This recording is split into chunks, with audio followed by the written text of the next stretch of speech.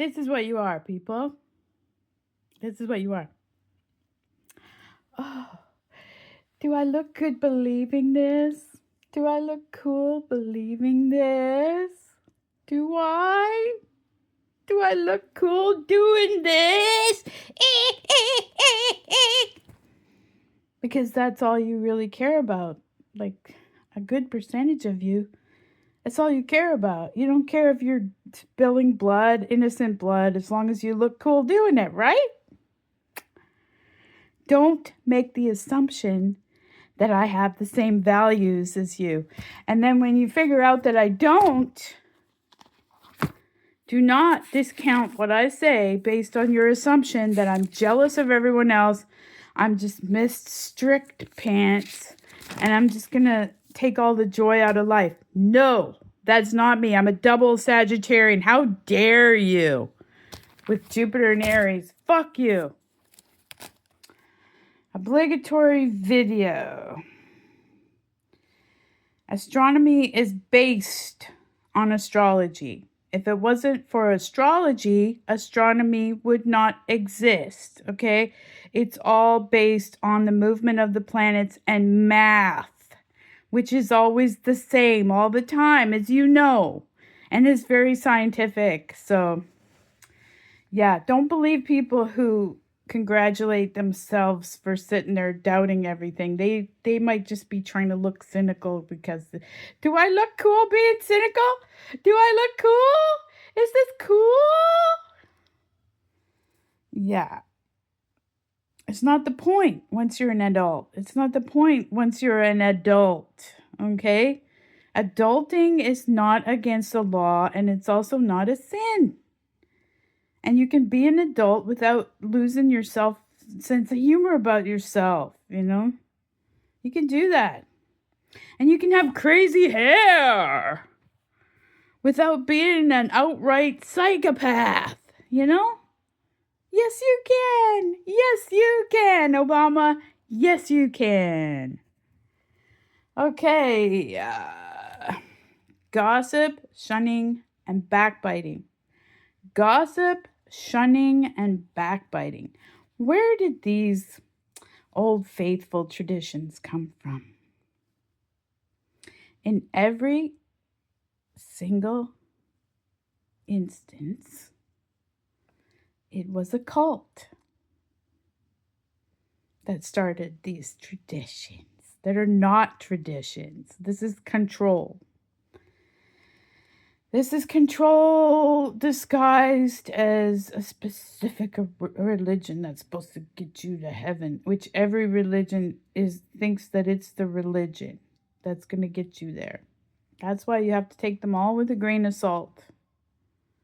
Even legit religions, I take them with a grain of salt because not everybody in the religion even believes in God. In every single case, every single religion. Same thing. Obligatory vid. People think I'm strict, too strict. Why? Because when I was 25, I was in a snit for a while. There, I was going through a rough time, and I stopped hanging out in the bar. Man, not everybody has time to spend just spending all their evenings or days in the pub or in the honky tonk. That was just a phase that I was going through in the 80s. In the late 80s, I had a favorite honky tonk.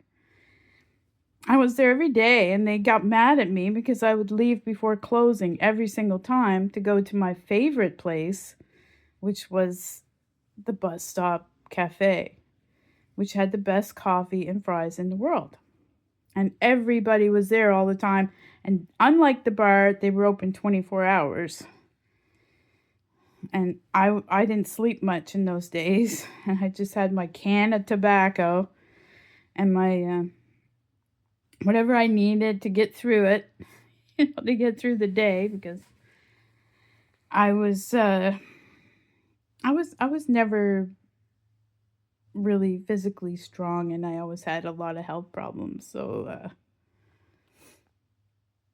but I still was hyper, like incredibly hyper. I didn't realize I actually have hyperactivity. I was probably born that way because of the sleeping pills that my mom was prescribed when she was pregnant with me, and then told to take them instead of as needed, which is how you prescribe sleeping pills. As needed, you don't prescribe them, take this every night, but that's what they told my mother to do. So that's what she did, and that's why I came out bajiggity, okay? All right, because the sleeping pills they gave people in those days were so strong, they ended up getting banned 6 months after I was born. Isn't that convenient? So convenient. 1963 was a big year for corruption. I only believe because of dreams, visions, and what I see with my own eyes. I only believe the things that I see. I grew up in a big family, chaotic, and people would play mind games, frankly. And they were very educated, my parents, and they knew how to play mind games. And so parenting was easy for them. They just spend most of their time fending us off by bouncing us between them. Like, if we had a problem with one parent, we went to the other parent. If we had a problem with that parent, we go to the other parent. They had us running back and forth. They had it all figured out, right? And then they would discuss us late at night. They spent many a night just laying awake talking about us and scheming. How are we going to stay on top of this motley crew of savages? We were all girls. We used to have screaming contests, and my parents would put up with that. And they wouldn't say anything. Can you imagine the parents that are so sneaky? They would not make a big deal about a screaming contest that probably woke up the whole neighborhood, because we all have high-pitched voices. Or we did back then anyway. And we were all sopranos, so it was terrible. It was a terrible cacophony. It was terrible. It was evil. It was evil. So they wouldn't make a big deal about that. They wouldn't even mention it, right? Even though it was obviously disturbed everyone in the house. But if anybody had a problem, they knew how to deflect. Put it that way. I only believe because of dreams. You can't assume that I was brainwashed to believe anything about hell. I see mostly hell. But in church, my grandmother took me from the time I was 6 to church because I was the only one that really had an interest in going on a regular basis. And if it wasn't for her, I don't know, I wouldn't have had a niche. I wouldn't have known who I was. I wouldn't have, I might not have made it at all. Because every time they talked about Jesus and everything Jesus had to say, I felt like I was really in the right place. Plus, I was around other kids my age, because they didn't stick us in Bible class, or what do you call that? I can't even think of it now, but anyway, they didn't separate us from the grown-ups. They weren't doing fire and brimstone sermons. It was a young pastor, and it was a United Church, and we did communion once a month. But that was just a nod to the Catholic religion that we sprung out of as United Church, because he did not talk about hell. He did not talk about damnation. He did not talk about sin even.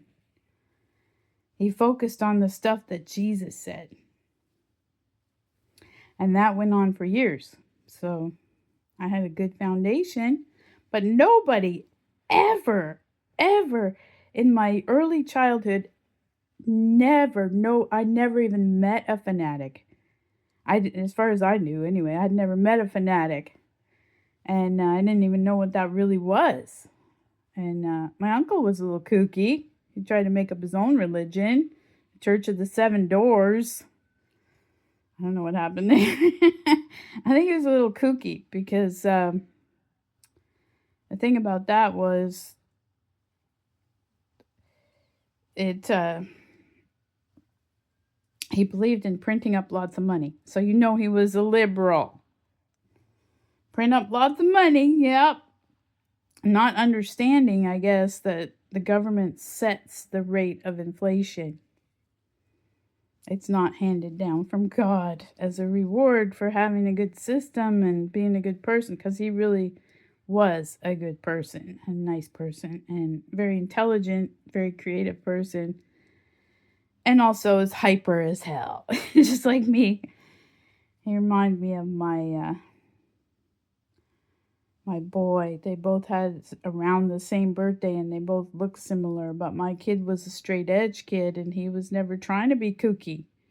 But my uncle was trying to rebel against his dad, who he saw as very straight edge. But actually, my grandfather was a pioneer. He was very honest, and he used to get in trouble for being honest. And he was only getting in trouble for that, not for his actual views, which were pretty normal. And the only thing that they actually made a political cartoon and framed it and gave it to him when he retired about him, a political cartoon with him, standing in front of this tree that was supposed to be patronage or something, whatever that is. And in my youth it sheltered me, and I'll protect it now, something like that. So the only thing he was, in a fun way being accused of was being loyal, basically. Being a loyalist, which is what we came from. Loyalists are just people who didn't believe in slavery. So if anybody tells you anything any different, they're probably full of it, okay? It is not necessarily... I gotta put my glasses on.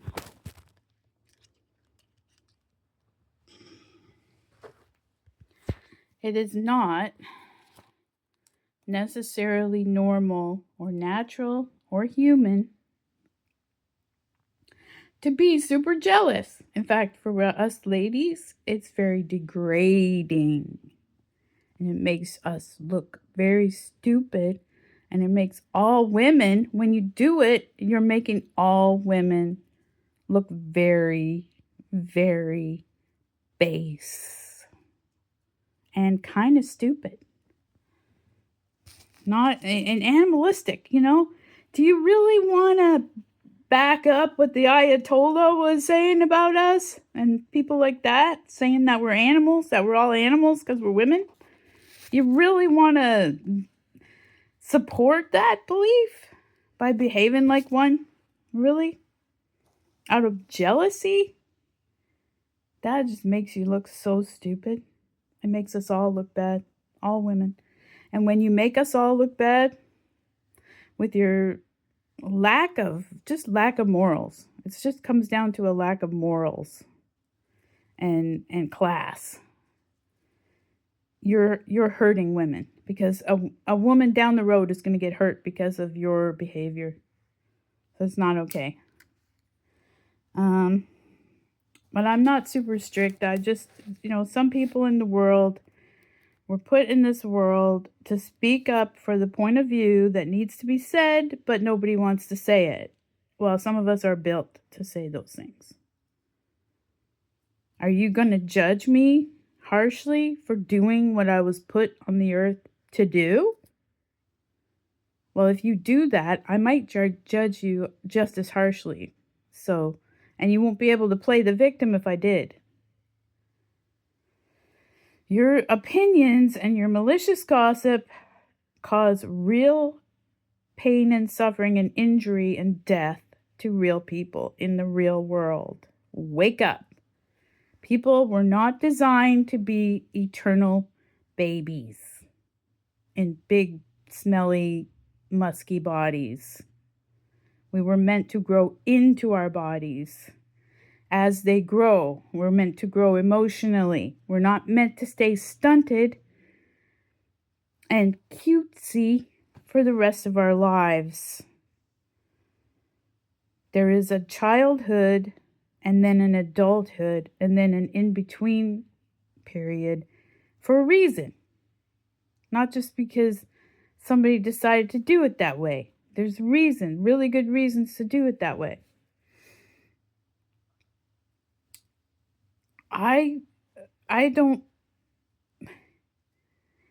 I'm not religious in the sense of religiosity. I'm very religious in the sense of being spiritual. I always have been since I was 6. But religiosity is something I was never comfortable with. I would only go to churches that made me feel inspired. And it was mostly singing. Protestantism is mostly singing. If they're doing a lot of other stuff that's unnecessary, Protestants get uncomfortable. Most Protestants would get uncomfortable with some of the hallelujah, come to God right now kind of sermons that I've been attracted to. I just had to find out what all that was about. I really found healing in that, so I don't criticize it. But there are people that are attracted to that for obvious reasons that might not be all that. But I didn't experience that. They were really nice to me, invited me for dinner and everything. And I didn't see anything that was, of course, if there was anything weird, it wasn't there before I got there. Let's put it that way. Weird stuff follows me around. But there was nothing weird. I could tell there was nothing really weird in it when I got there. But some of these people in the very missionary type religions, even Salvation Army, they can be dogmatic. They can be quite dogmatic. But that's what religiosity is. When it starts to get a little religious, then that's where I'm out, because I'm not learning anything, I'm not getting inspired, and nothing's happening. So I'll only stick around if something's happening. I like the Salvation Army, don't get me wrong, but every church is different. In every religion, every specific church is going to be different. On every given day, on every given Sunday. So if you're not getting inspired one day, you might want to try it again the next Sunday. See, it might be a totally different kind of day. But if you notice a pattern every week that you're not being allowed to feel anything, and it's just religiosity, where the only thing you're feeling there is safety, maybe safety in numbers or something like that. But most people need more than that. I only believe what I see. I want to tell you all the things I've seen. If you don't believe me, it's because probably I haven't told you enough yet. I've only told you some of the more interesting stories that don't have anything that don't have anything in it that I think you're going to have trouble with, or maybe I'm hesitating to share certain things because I feel they're important and I want to do it just exactly right. So I'm going to keep working on that. And usually the only time I can make a video that I really want to share with you, like I don't even want to share this one with you, but I just know if I wait till I get it perfect, with the perfect hair and the perfect glasses and everything, it'll be next month, I'm not waiting. I don't have that much time. I might only have 10 years left on the earth. I'm 62 years old. I'm not getting any younger. So, got to do this while I can still do it. And my phone is still working and everything's good, like everything's pretty mellow and there's nothing going on. That's the best time to do it. So I'm going to work on some more videos. I don't like to script anything at all. So I'm going to go with that. Just maybe write down a few notes so I don't forget the memory that I wanted to tell you about, or the dream. And I promise I'll be thinking about it. I'll be trying to do some more uploads. And, this Armageddon, I know a lot of people shy away from that word because they've been taught and brainwashed about it in cults and things. I love cults to consciousness, but the people that run it, they wouldn't be comfortable with the word Armageddon. But I've been dreaming about Armageddon ever since I was a little kid, and I've never been in a cult, and I've never been brainwashed, even though I did go to Presbyterian church when I was in a foster home. I didn't have to go to a foster home, but I wasn't getting along with my mom. Let's just not go into it because I could go on and on. I wasn't there very long, okay, but it was kind of devastating to my life. But at the same time, I learned a lot that I never would have known at such an early age if I hadn't gone through all this. Being in the system, which nobody else in my family has ever been in the care system. I'm the only one, ever. In fact, I'm the only one in my family that's doesn't have a higher education, but some might argue that I'm self-educated because when I want to know something, good luck keeping it from me. And I don't mean, who your uncle slept with in 1948. I don't care about gossip or scandal or public speaking for that matter. I don't care about politics. I'm not inclined that way. But I do care about people. The only reason I comment on politics is because I care about people. I'm very empathic, and I walk around and feel everyone around me. And it's exhausting. And people will try, and organizations will try, and they will talk behind your back. That's a very culty thing to do. If you're not in a cult, you would just be talking to the person, You would just go to the person in question and discuss things with them. But no, you're going to theorize about the person as if they were already dead and unable to speak to you. Don't treat me like I'm dead. It vexes me very much. If you want to know something, ask me to my face. If you talk shit about me behind my back, I'm going to lose all respect for you. But in general, I love people, and I can prove it. And a lot of people who talked shit about me all my life without knowing what the fuck they were talking about, they're going to be very embarrassed when my memoirs come out. They're going to be extremely embarrassed and have no friends.